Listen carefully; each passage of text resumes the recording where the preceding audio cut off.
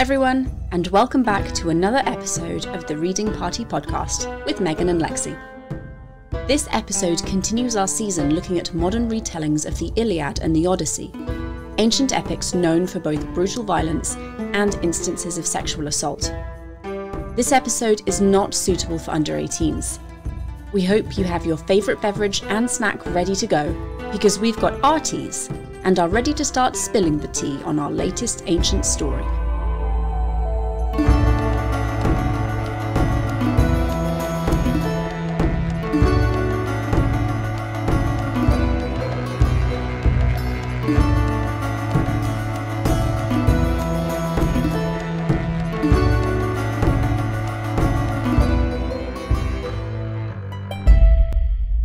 We are doing part 2.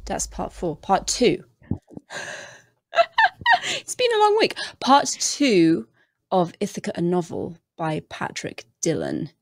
And we left off last week. We did the Telemachus thing. We met Nausicaa, and Odysseus was just about to start telling everyone his amazing journeys. And I know you were looking forward to seeing it through the eyes of Nausicaa, which we don't really get. We just get Odysseus doing his talking thing. I am Odysseus of Ithaca. And then he kind of goes on and tells you roughly what happened. And it does have giants and there aren't any gods, which we kind of already talked about before. We felt like this wouldn't be a god-heavy adaptation. And Aeolus is present in this one, but he's a very powerful sorcerer who gives them a bag of winds instead of a god. And that was fine. But then for me, once they got to Circe, who doesn't physically change the men into pigs, they think they're pigs and they behave like pigs, but they're still men. But that wears off once the potion that they've drunk wears off. It's not something that she has to lift herself. And I had a minor problem with that because Aeolus is this all-powerful sorcerer who can somehow conjure all the winds of the four corners of the world into a bag. But Circe can't permanently change people. I quite liked it was a mental change rather than a physical change. That I thought was a really interesting twist. But I didn't like that she's not the same level of like powerful sorceress that we expect, and that would kind of match up with Aeolus. So that bothered me slightly. What I did very much enjoy was Odyssey. She is the queen of Phoenicia, who Odysseus is retelling his adventures to. I did like her mild interjections of, did you tell Circe that you had a family and a wife and a son and you stayed for 5 years because why exactly? And then she asks the same thing of Calypso. And he says, oh, yes, she knew, but she wouldn't let me go. And I desperately wanted to leave, but there was no wood anywhere on the island. And every time I tried to build a raft, she burnt it. I had a sense of, I think you are protesting too much, sir. I feel like Odyssey also felt that way. She was not overly impressed with Odysseus and his stories and his tales. And while we don't get kind of like the internal reaction of Nausicaa to Odysseus' tales, her mother is a little concerned, not massively concerned, because apparently Nausicaa falls in love every other week with a different person, but a little bit concerned and not terribly thrilled that Odysseus let her daughter brush his hair and shave him when he's an old man. He should honestly know better. But we get through all of Odysseus' journeys. I think Nausicaa believes him. I don't think her parents believe him. And essentially, Odysseus does the supplication thing at the end and begs for a ship to take him home. And everyone is super thrilled about this because that's really just what they want to do, is put this weird old fighter person on a boat and get him the hell away from their daughter. And I don't say I blame them very much. I think as a parent, that would be my preference also. But he goes and he arrives in Ithaca, and it was very, very cleverly done because instead of the goddess disguising him, just straight up, no one recognizes him because it's been 18 odd years. He's old, he's limping, he's not the tall, strong, masterful hero that they all remember and in some cases love, in some cases horribly resent. So he goes to Eurymachus, like the pig farming area, and goes into the hut and talks to Eurymachus and is like, do people miss Odysseus? And what do people think of Odysseus? And he's a faithful servant. He does miss his master. He would like him to come home, but he's pretty sure he's dead, and doesn't believe Odysseus for a second when he says, I am Odysseus. Because, I mean, why would you? He says, we get someone turning up here every other week claiming to be Odysseus or claiming to have met Odysseus. And I have seen so many gored men who claim to have got this particular scar when they were boar hunting in their like very early teens, and none of them have been Odysseus. One of them almost got into Penelope's bedroom, which I thought was very, very clever. So no one believes Odysseus at all. And Telemachus comes home. You get a bit of narration with him on the boat, and you get the recounting of he and Polycast going back to Nestor and asking Nestor for help. And he says essentially, sorry, lad, I can't help you. I'm not sending my daughter back with you either, because you are going to die now. You do realize this. Yes, terribly sorry. Lovely to have met you. Very fond of your father. Nothing more I can do. So Telemachus, off he goes. He's also pretty convinced he's going to die. And on his way home, he manages to avoid an ambush that was set for him by two of the suitors who were planning on killing him, because why wouldn't you be planning on killing him? So he jumps overboard from the ship and swims off into the distance and gets off on the island and leaves his crew to essentially say he was lost when he was out adventuring looking for Odysseus. And he winds up at Eurymachus' pig hut also and meets Odysseus. Doesn't believe for a second it is Odysseus, because again, why would you? You have an Odysseus turning up quite regularly. And it's only when, and this is where the illegitimate daughter comes in, it's only when Telemachus asks Odysseus what offerings he left at the hilltop shrine. He lists the three that everyone knows about, and then he lists the fourth, that owl that he had carved. And we know, because at the beginning, this daughter of Odysseus has an owl exactly the same as the one in the temple. And Odysseus says, I made the owl. I made one for Telemachus. I made one for my daughter. I put the one for Telemachus in the temple. I couldn't put the other one in there because no one knows I have a secret love child with a random woman in the village. So I gave it to her. And it's only then that Telemachus believes this must be my father. And I thought it was a nice twist. It was interestingly done. It again kind of skirts around the issue of having the gods present and moving in the world. And it sets Odysseus up, or continues to portray Odysseus as this old, weak, like damaged man, as you would kind of expect after 10 years at war and then 8 years roaming the sea and being pummeled by giants and seduced by attractive women. So I liked that you don't get people recognizing him because he doesn't look like him anymore. It's been so long. Why would people recognize him? It's been forever.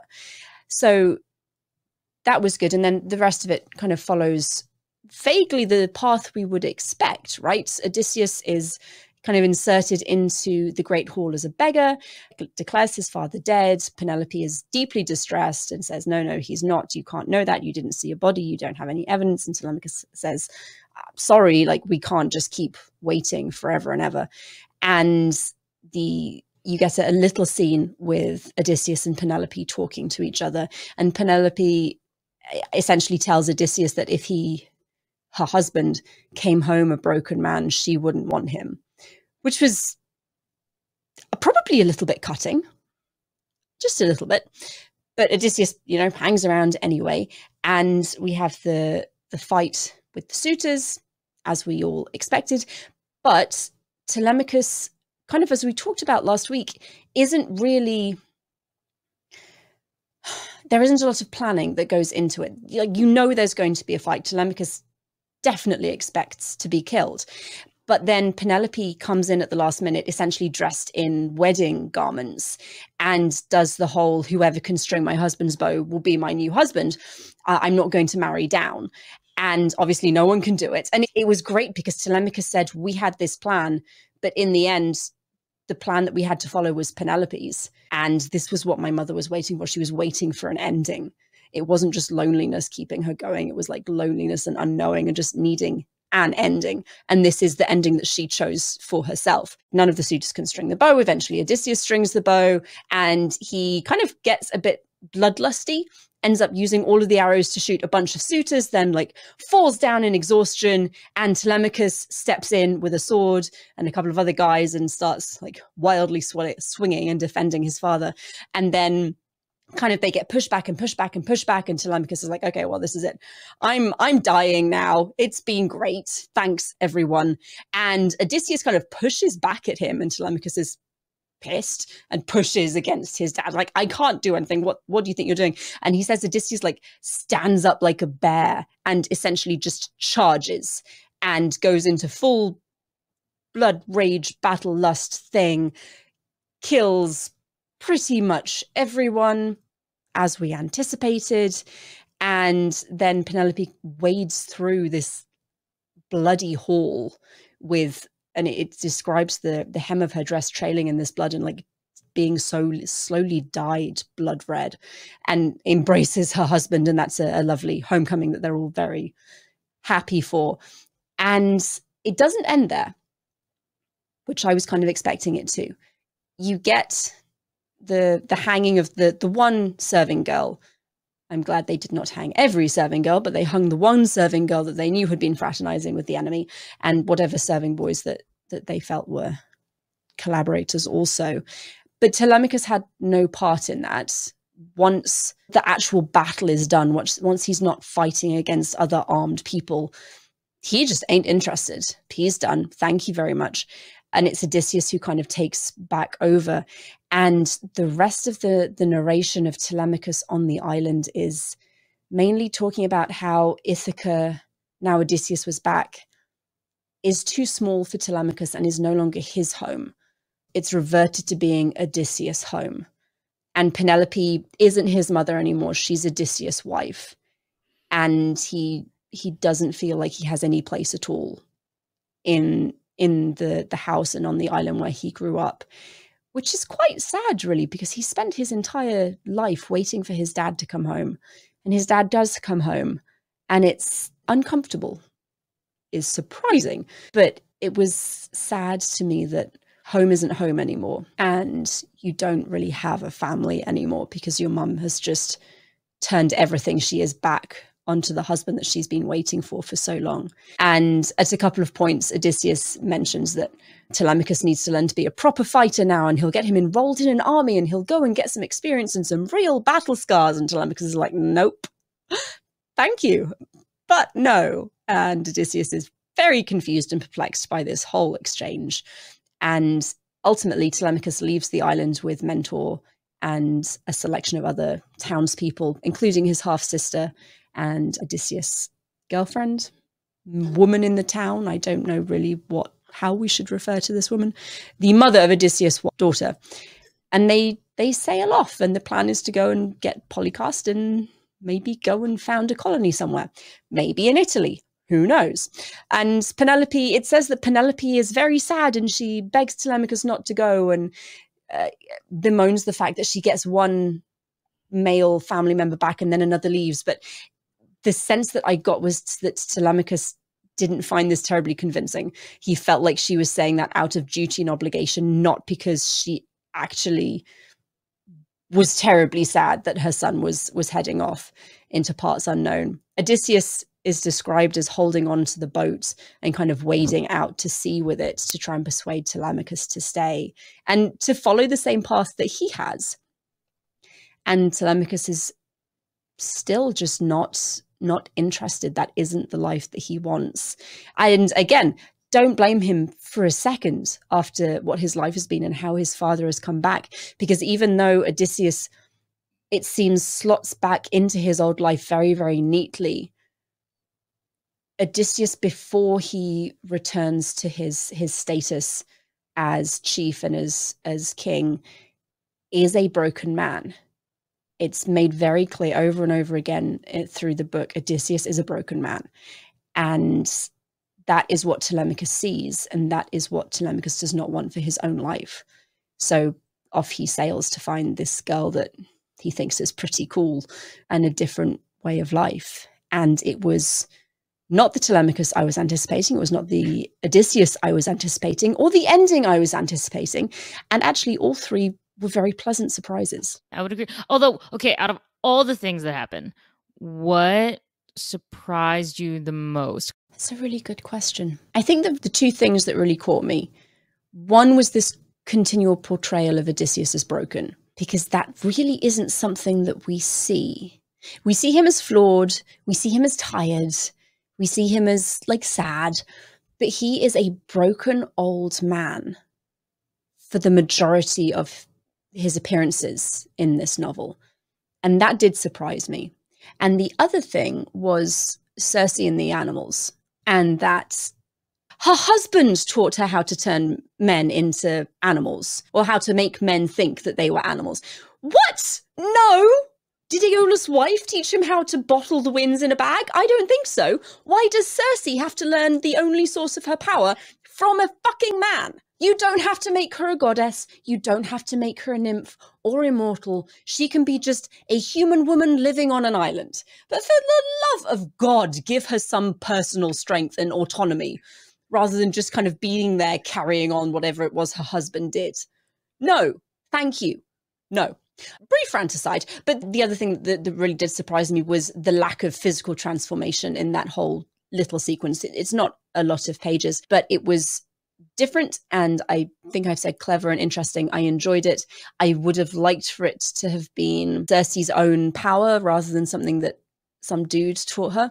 And I would have liked for it to have been more of a permanent change that she had to purposefully undo, rather than it being something that just wears off by itself. Just because it feels like both of those things undermine Circe's power and undermine her as a character.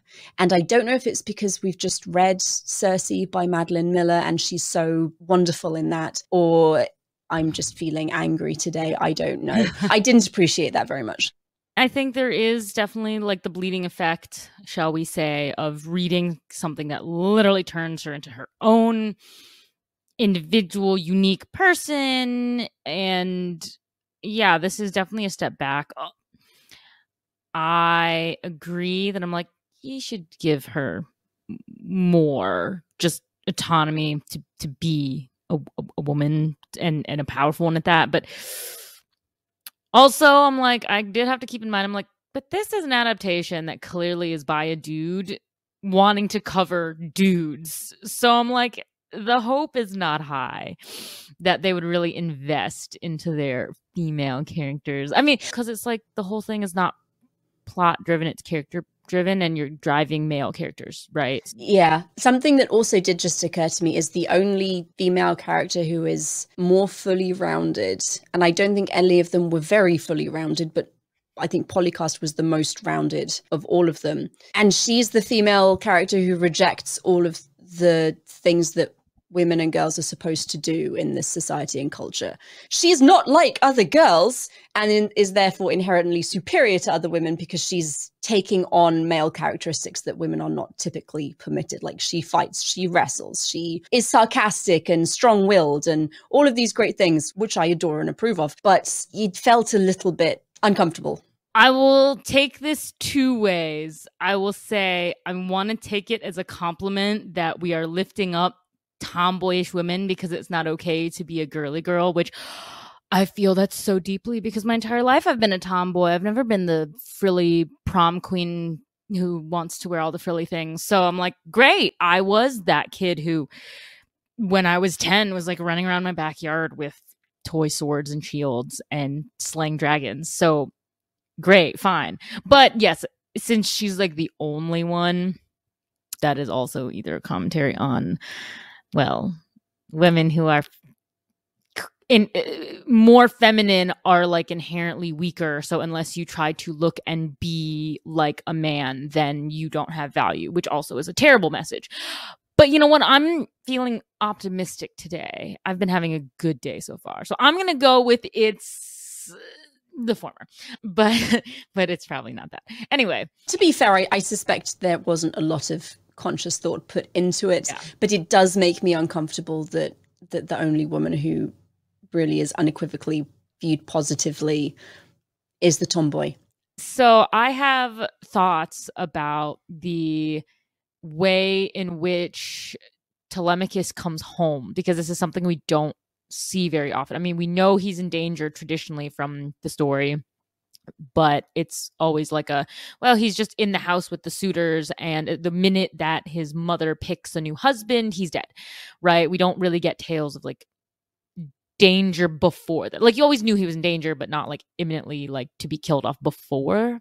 So I found it quite interesting that he had to sneak home from Pylos, and I loved how it went in this direction of like, yeah, they're setting a trap off this island, and I'm gonna like jump into the rocky waters where I could just be like killed in the pitch black of the night, and then I'm gonna sneak up and find some help and see all if I survive.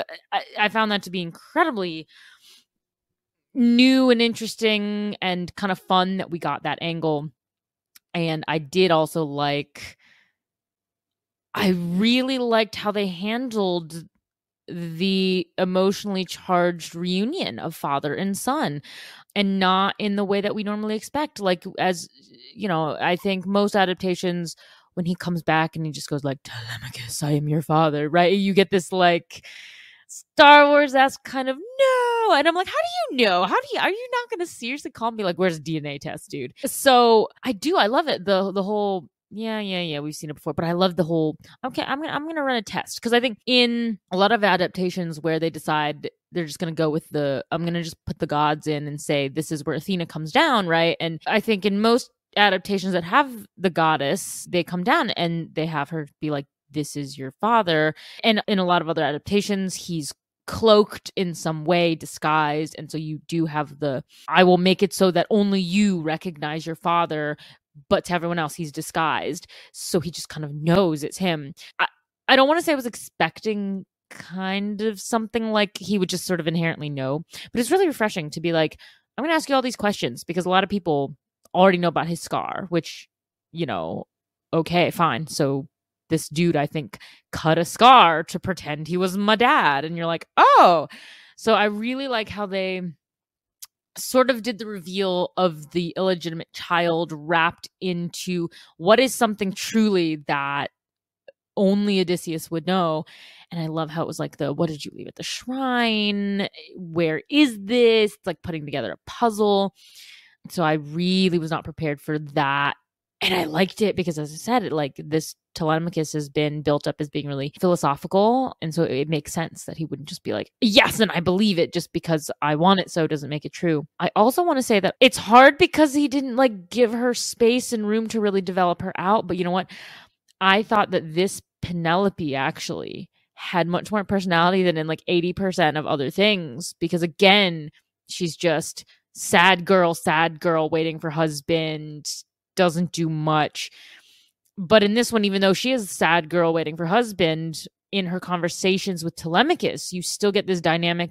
You see her, she goes from like insisting the husband is alive, and so she was like, no, I'm gonna stand my ground. And then you get this conversation where he's like, no, actually, I'm gonna tell you, dad's alive, like this is what you were hoping for.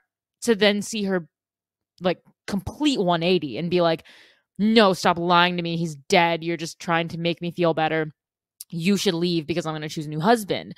I'm like, that told me so much more about, and I think it's more true to what her state of mind would have been. Because, I mean, obviously not in her situation, can't even imagine what that feels like. But yeah, I feel like just in other cases that I can sort of pseudo relate to, anytime I've wanted something to be true so badly that like if someone comes to me after a really long time and says it's true, of course I'm not going to be like, oh my God, it came true. Yup, this must be it. No, I'd be like, this is a fucking trick. So I loved how that this one captured what I think would be a real reaction, which is what you don't get. And even when she like actually sees it's him after the slaughter of the suitors, she's still kind of like, are you really? And then you have this whole realization of like, wait, oh my God, wait, it is my husband. And then her first reaction is shit. So I I really liked it because I know it's hard to do things with Penelope. There were only like 2 adaptations really where I think I was like, yes, I positively really like Penelope. It was like Natalie Haynes' version because obviously she was written fantastically. And I forgot what other adaptation I said I really, really, really like her. But even in a book that is not plot driven, that is character driven and centered around so many men, he manages to do so much with so little with this character. And I really liked that. And I know that like in the back of my mind, sacrificing your other female characters for this was probably a deliberate choice. And while I would have always liked to see more women and just more done, it was hard for me to be mad. I feel like I'm getting a truly dynamic Penelope without having to do too much. And I think part of what I love is the simplicity of how he does so much in such little real estate. It's not a big book. And even within a small book, he doesn't give Penelope like a huge chapter or lane. And to be able to give us someone with personality and capture all these deep feelings in a pretty accurate manner without even having it be from her perspective was also something I was so impressed by. So just that whole thing, did you feel that this Penelope was rather well done? Did you kind of feel that she's better but still not great? Like, yeah, I'm curious to think what you thought of this Penelope. I think she was different in the same way that Odysseus was different to the other Odyssei we've seen. This Penelope is different because there is real emotional and mental trauma there that goes beyond just kind of like the weeping, wailing, sad girl that we've seen in other things. She essentially stops talking. She doesn't go down and see people, and you don't see it narrated, but Telemachus spends a lot of time thinking about his mother. So even though Penelope doesn't get a lot of line space to herself, Odysseus thinks about her a lot. So you get a lot of her character development seen through the eyes of her son, and him remembering the woman she used to be and how lively and vivacious and happy she was and hopeful. There's a whole chest in the temple full of offerings from her to Athena to bring her husband home. So seeing that and seeing or hearing, I guess, Telemachus recount her descent downwards into despair, depression, maybe. She stops leaving her rooms. She stops talking. She doesn't really eat an awful lot. And then the first time we see her, she's got this man in her chambers, and he like touches her neck and she freezes. And it's a really great like fear response. Like I got really shivery reading it. It was very uncomfortable. And I think having Penelope before narrated by Telemachus and then having current Penelope kind of pop in and out of the narrative herself, it worked really well. And it kind of gave the impression of her having been a constant figure in Telemachus' life and in the great house before. And now her absence in Telemachus' life, her absence in the town and in Ithaca as a whole is kind of mirrored, I assume deliberately, by her absence, her physical absence in the story. She doesn't come in and say an awful lot. Telemachus will go and find her on occasion, but she doesn't take up a lot of space herself. So I did enjoy it. I did think amazingly somehow it was a bit of an innovative take on her, how we're getting innovation after however many thousand years it's been since this story was first told. I don't know, but somehow we are. And while, yes, on the whole, I was not overly thrilled with the way the various women were depicted in the book, I did feel that Penelope had an emotional depth that you don't get with someone like Nausicaa or Calypso or Circe. It's a give and take, right? I mean, okay, so we had a whole book on Circe, so I'm like, okay, I feel better because we have things like that where if you're like, I want to go see Circe, then you can. We don't really have a lot of that from Penelope, really. So no, it was definitely a happy change. So much of how it was crafted made sense. I mean, I think the line that gave me shivers when Odysseus finds out that she knew about his affair and his illegitimate daughter, and he was like, oh, well, if I hadn't left for Troy, would you have stayed with me? And she was like, no, I would have left. Absolutely not. Yeah, she was like, no, I was ready to leave. But then she was like, well, then you left for Troy. And just like her needing like a constant where she was like, it was kind of easier for you to pseudo be here, but not be here, was interesting. Obviously, not a lot of other adaptations have any kind of illegitimate child. So like that particular part of this wouldn't work because it wasn't a thing. But it added a different dimension to her character and to the purposes of this story, which I greatly appreciated. And I will say that it did strike another chord, not only with kind of what I feel are appropriate reactions to situations, fight, flight, or freeze. No one talks about freeze in the fight or flight. You just think you run or you fight. Yeah, like the way that she handled a lot of it, and so much of her disappearance I felt was in line with like, I don't know about you, because I know everyone copes with tragedy and hard things, hardship differently. But I related to this because in the couple times, I've been lucky also, I just haven't had a lot of great tragedy in my life. Luckily, no one wants that. But in the few times where I have dealt with something really deep and very painful, I think like there's the assumption where, you know, oh, you're going to have friends reach out, people you knew, and offering like a shoulder to cry on or help, or I will come and cook for you and all these things. And there's like this assumption, right, that you're going to be like sitting dramatically crying on the couch, like, yes, give me your love and your cookies.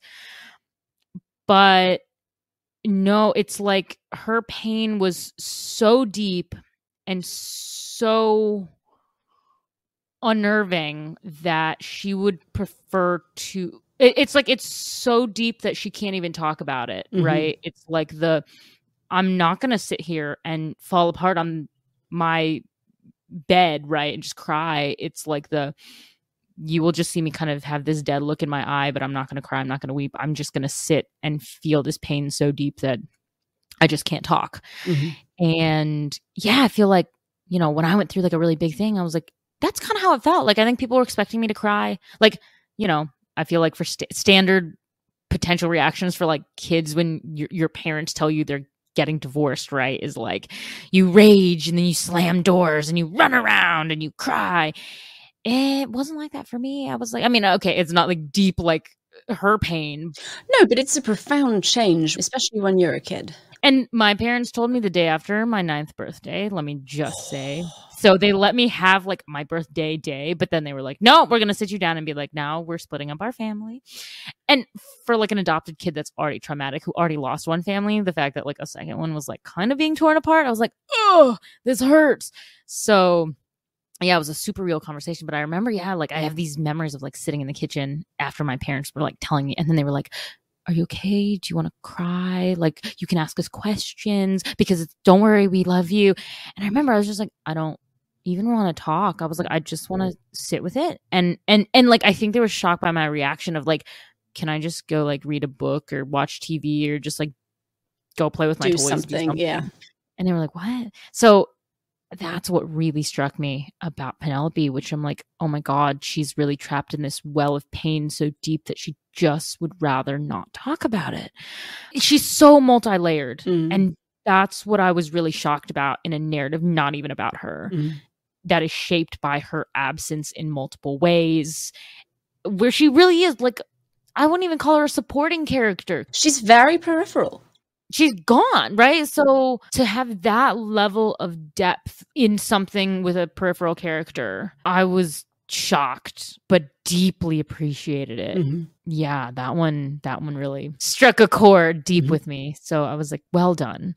And I guess the other one would be totally different, but the characterization of Odysseus's condition when he comes back and is trying to kill the suitors. Like, obviously, yes, he's been described as old, right? He's weather beaten and now he's just frail. And I think coming from watching like the Kirk Douglas where he comes back and then he goes crazy and then you're like, oh my God, it's the madness of Odysseus, and he's just like running around throwing shit and, you know, cutting him down with his bow and arrow.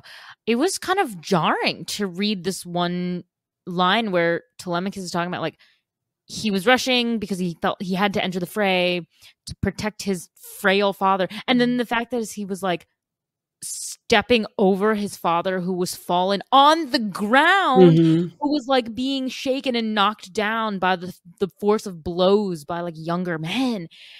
And I was like, I'm not used to seeing Odysseus like frailing on the ground. Like the fact that he seemed like he was actually in danger. I was like, what? This is not our superhero Odysseus? That struck a chord also because I don't know why. Today I'm in like super happy, but also super reflecting mode because I was talking about Greece this morning, I guess, and it made me relate to what we had read or what I listened to because I had older parents. They're probably the oldest parents in my class growing up, or there might have been like one other person, but either way, they were older parents. And so like my dad was already in his mid 50s when they adopted me.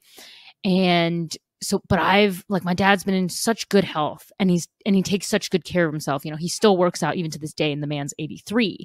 So I've always just learned to see my dad as like independent and strong, and it doesn't matter the age. He doesn't act like an old man. But when he came to my graduation in Greece this past January, for the first time seeing him sort of walk down the cobblestones in Athens, it's a city where you kind of need good balance because, well, ancient. And I remember feeling so shocked for the first time. And I hadn't seen my dad in person, let me be clear, since before I left for my master's program. So I saw him in August of 2021, and now I was seeing him January of 2023. So like, that's like not super long time, but long enough. So yeah, like seeing him walk around Athens, I was struck for the very first time. Like my father is not young. Like he doesn't seem old, but like, wait, he's not just this strong totem that I've taken him to be. Because for the first time, I felt like, oh my God, I need to watch him when he's walking on the streets because he could accidentally like fall on a curb. And then it really struck because I was showing him the new Acropolis Museum for the first time. And normally in the past, we would have just like gone up those stairs up into like the main second floor area, and they're not like steep, they're kind of tiered. And so I just kind of assumed we'd walk up the stairs. And then I see my dad like going for the side where there's like an actual railing. And I was like, my dad doesn't use railings. But he was. And so I just found myself like, as I was on this trip with him, I was like actually concerned walking around all the sites. And so for the first time, I was like connecting his balance issues to his age. And that was so jarring for me. This is what it must have been like for Telemachus, because based on the myth that everyone's telling him about his father being heroic, strong, you know, whatever, to seeing this frail old man. So these feelings of like how jarred he was by this. He says at one point, I thought I needed my father, and actually my father needs me. And that switch is very profound, I think. Yeah. And so that really hit deep because I'm getting to the point where like I'm a 27-year-old adult, right, who's expected to like be fine without my parents. And it's true because I always felt like because he was financially supporting me through high school, especially through college, and I didn't really become any kind of independent until after college and I got my first job. Up until the end of college, like 22 years old, felt like I needed my dad. Yeah, I don't like, I'm in a space now where I don't feel like I need him. I just kind of want him around because dad.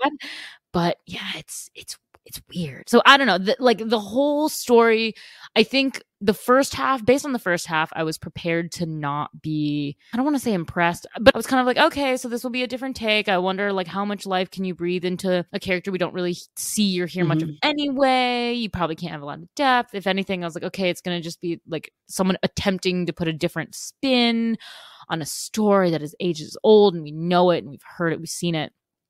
And so, yeah, that first half, I would say I wasn't really impressed. But like reading the second half, I think really turned the whole thing around because now I'm like, this to me is excellent for so many different reasons. And I never would have, based off that first half, would hand this book to someone and be like, you should read this. It's good. You know, I would have been more likely to hand them any of the other great adaptations. But after the second part, putting it together as a whole work, even though there's stuff I don't like about it, stuff I think could have been well done, I think this has gone to the maybe list of top 5 alternative myth adaptations that I would give people. Was there a marketed difference for you between the first and the second half? Did it change your entire perception of the story like it did for me? Yeah, I think so, because you start obviously with Telemachus missing his dad and lamenting the fact that he can't fight like his dad can fight, and then he goes and looks for Odysseus and can't find him. It's a bit of a slow start, I think, and it does a lot to really explain the situation and give you a very good emotional connection kind of to what's happening. You don't like the suitors, and you don't like them for very specific reasons. It's not just that they're in this house trying to marry a woman who doesn't feel like getting married again. It's they're rude, they're arrogant, they're aggressive, they are taking over someone else's living space, they're abusing the guest friendship ideal, and it's kind of visceral. Right? They're not nice people. They're not good people. You don't want them there. And you feel, well, at least I really felt Telemachus' feelings of helpless frustration and this idea that if he can do something, literally anything, he can't fight them off, but maybe if he goes and looks for Odysseus and either finds him, great, that changes something. If he doesn't find him, then he will make a change himself. So you get this kind of investment as a reader in the situation in Ithaca. And then Odysseus appears and he's absolutely not what you expect, even a little tiny bit.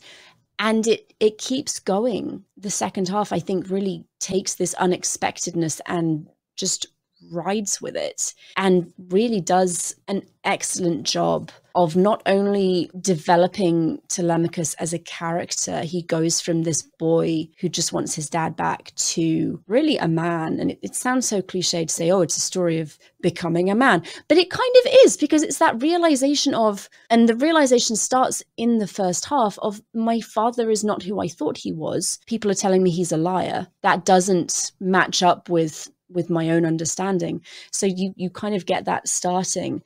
But then he meets Odysseus and he is a liar. And he's not this big, heroic, strong fighter.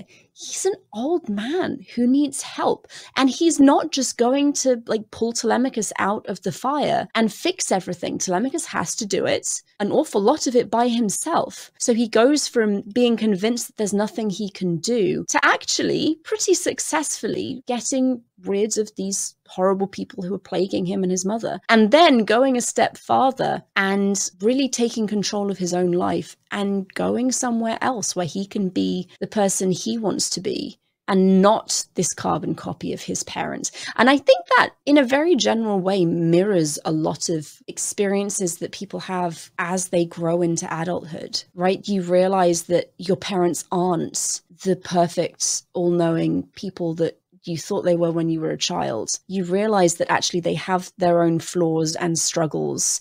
And you realize that sometimes they need you to be almost like the grown-up in the situation. And then you kind of take the step into, well, who do I want to be, separate from who do my parents want me to be? And I enjoyed it very much as that kind of navigating early adulthood just through a Greek Homeric lens. No, it's true though, because I think, I'm not a parent. You are, so you could probably talk to it more. But I think I've just met so many young people, right, who we definitely have like this idea that sometimes they want their kids to be carbon copies of themselves, or if not, they push them to do other things because they want to live vicariously through that. Because, oh, well, I didn't get to be an athlete, but if my son or daughter is like amazing, then I want to push them to do it because maybe I can live through that. And yeah, so there's kind of like that expectation of, does my parent want me to be me? Do I have to be them? Do I have to be something extraordinary with my own talents, but not because I love it, but because they want it? Mm-hmm. Yeah, it's really interesting. Luckily, my parents were kind of like, do your thing, because we could tell you are not like us in terms of at least okay, it's debatable because anyone who meets me and who's met my parents, it's really funny. I don't really see it, but then again, I'm biased. But yeah, they're like, oh my God, all your mannerisms and the way you just talk and are, they were like, you are definitely your parents' child. And I'm like, what? But yeah, interest-wise, like my mom hated history class. She thought it was boring. She's a creative. She's an artsy person, so she loved dance. So I was like, it makes sense. Although, it's funny because I talk to her now and she's like, my grandfather was a history teacher. I should have paid more attention because it's actually kind of cool now, and I wish I knew more things. So she was kind of like, it's okay. It skipped a generation and went to you. And I was like, okay.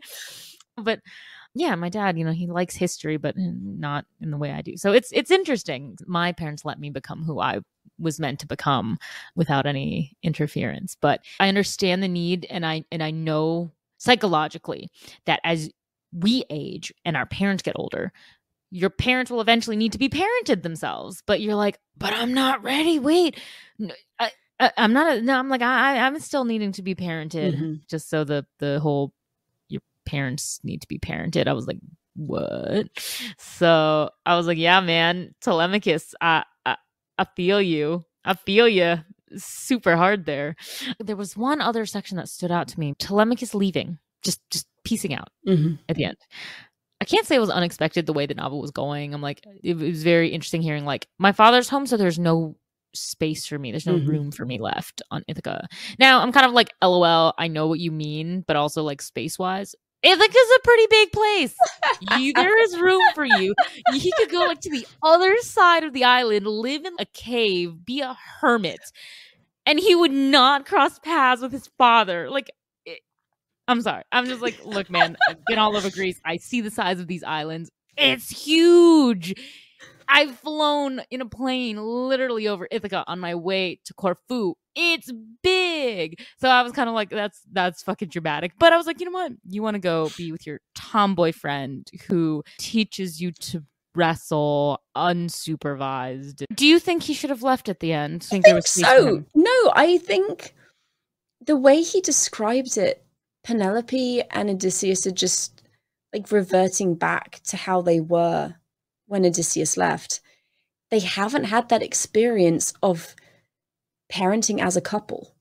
And ancient Greece, I'm not entirely sure how much of that actually happened, but we're just going to go with it. They've gone back to like newlywed stage. There isn't room for anyone else in their relationship. As much as Penelope, one hopes, loves Telemachus, he's become peripheral now. There isn't space for him as far as she's concerned, because she and Odysseus haven't learned to make their family of two into a family of three. And it's much easier, or at least my experience is it's much easier when you're starting out with a child, because both parents, again, the way I have parented, both parents are equally invested in each other and in the child, and you're parenting together. It's a couple activity. So you learn as you go, right, how to do it and how to be a family unit with this new person. Odysseus and Penelope haven't had that. They don't seem terribly interested in experiencing it. Let's be very honest. Odysseus is talking about sending Telemachus off to join an army somewhere, and Penelope is just being a 16-year-old girl, it looks like. So I don't blame him for deciding to go somewhere else. He does say when Odysseus first comes back that their relationship is going to take work to navigate and build and make stronger. And he's 100% right, but it would take work on both ends. And the sense that I get from the book is that Odysseus is uninterested in that. He wants for Telemachus to grow up into this paragon of Greek manhood that he expects that he has been. And he's not terribly interested in finding out who Telemachus actually is. So I don't blame him for leaving, and I think it probably was the right decision. It definitely made sense within the narrative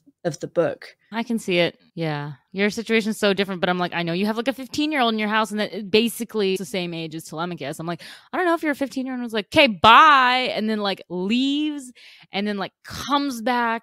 I guess I'm like, I don't know. Is there room? I don't feel like you'd just be like, nah, I don't want the 15-year-old anymore. Oh, no, there would be like a massive space where she should be. But I suppose it's because you also have had that experience of you've made room, and you are not a single parent whose husband has been off for almost 20 years, just wandering around the world. Well, different situations, but interesting.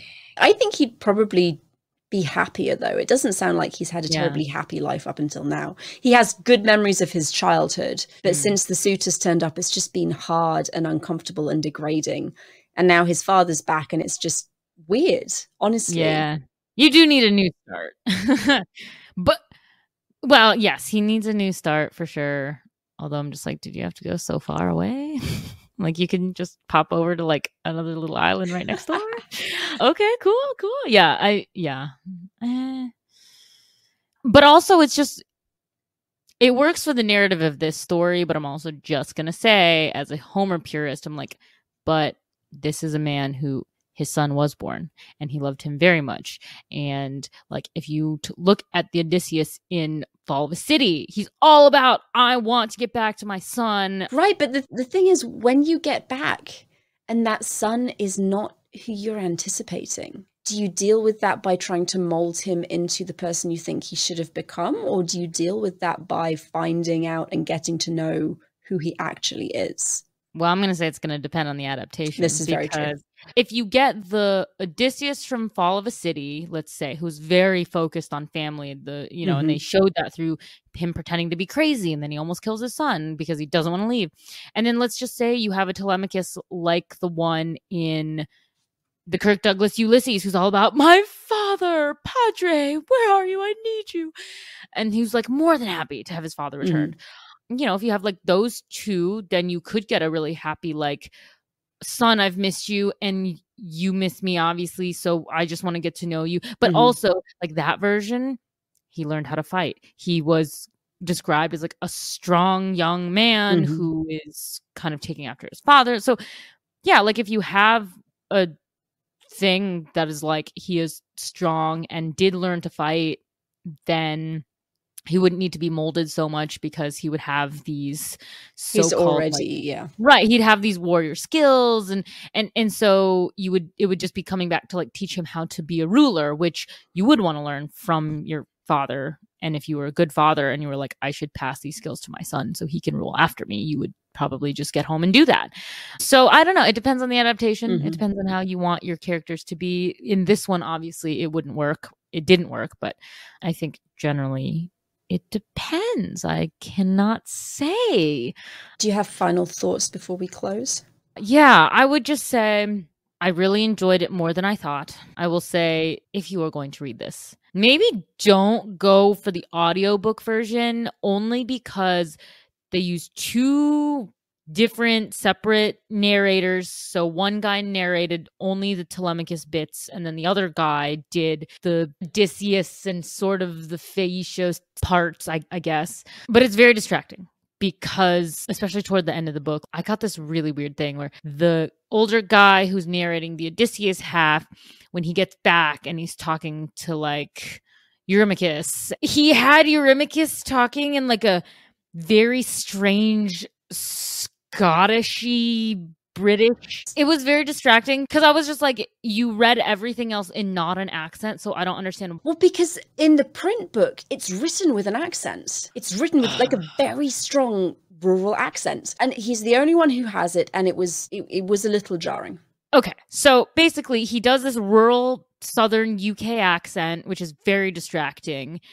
But then the minute that Telemachus gets back, and then it shifts to the original Telemachus reader, who's a completely different voice actor, when he reads the dialogue for Eurymachus, we literally switch to a straight up Southern American accent. So it's like a Texan accent. Because suddenly, y'all, he's all over here. And you're like, one dude's British, and then the very next chapter, I'm literally hearing Southern US accent. And I'm like, what is going on? I was like, I understand you need to do an accent, but I'm like, did someone not talk to both guys and be like, are we both doing Southern American? Are we both doing like Southern British, like country bumpkin? Like, I don't know what this is. All I know is I did not like this, because my brain was hurting. It was confused.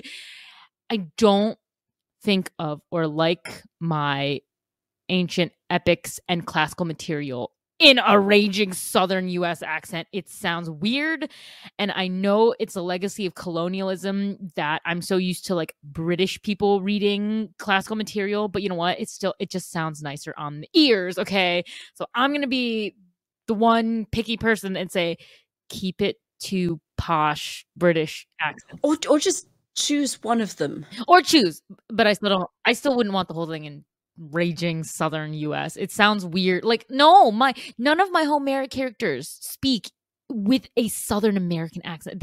It's either like British or Greek accent is what I hear. So I'm just like, I did not like that. But yeah, but on top of everything, this was very inconsistent. So next time you read the print edition, or if you're going to go for the audiobook, just be know prepared. what you're in for. Be prepared. It was distracting. And let me just say, I really miss I had such a good chain. The last like 3 books before this that we did was all read by like a British woman with a very sexy voice. It was so alluring. And I was like, yes, listen more. And then this was kind of disappointing in terms of listening. But at least the story was good. Anyway, final thoughts from you, Megan. I really enjoyed it. I thought it was cleverly done. I thought there were some interesting things that we genuinely hadn't seen before. And it made me like Telemachus. My feelings for Telemachus were not as strong as for Paris and Helen, but generally speaking, he's not a character I enjoy especially. I liked this one. I felt there was some good character development, good personal growth, and it was very, very well written. Yeah, I definitely don't hate him. I'm just sort of ambivalent because he doesn't do much. And so I'm like, congratulations, Patrick Dillon. You gave him personality. You made him into like a 3-dimensional person. You helped make Penelope a more interesting person. Your relationship with Odysseus is well done. Well done. And now I can say we ended the season with like a complete shock, because this is one of the only significant changes to my feelings on characters that I have gone through this incredible ride of a season. So anyway, that's what I think. And I can't believe that we've gotten to the end of our season 1, our big mega season on Homer. I'm like simultaneously happy that we're not going to do just Homer. I never thought I'd hear you say that. I know. I'm just like, but after like 20 things straight in a row, it's a lot of Homer. And I love Homer, but it's a lot. So if you've been with us for the whole season, thank you for joining us. And thank you for bearing with us, because this has been a lot of Homer. And especially for like non-classicists, this is a lot of Homer. So we will be back next week with our full season 1 recap, final thoughts, looking back at some of our season 1 predictions, seeing if any of them came true.